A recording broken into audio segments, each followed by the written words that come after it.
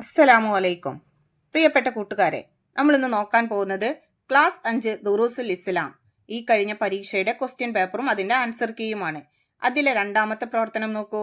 ചേരുംപടി ചേർക്കുക. 7. നിരീശ്വരവാദിയെ ഉത്തരം മുട്ടിച്ചു. അതിന് ശരിയായത് ഏതാണ്? ഇ. ഇമാം അബു ഹനീഫ റളിയല്ലാഹു അൻഹു. അപ്പോ ഇ എന്ന് എഴുതുക. 8. ബൽഹിലെ രാജാവായിരുന്നു. അതിന് ശരിയായത് സി. ഇബ്രാഹിം ഇബ്നു അദ്ഹം റളിയല്ലാഹു അൻഹു. അപ്പൊ സി എന്ന് എഴുതുക. 9.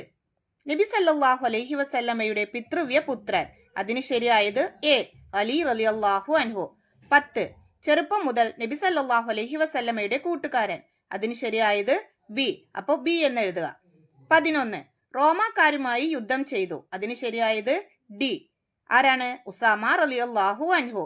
അപ്പോ E, C, A, B, D. ഇങ്ങനെയാണ് നമ്മൾ അതിന്റെ ഉത്തരങ്ങൾ എഴുതേണ്ടത്.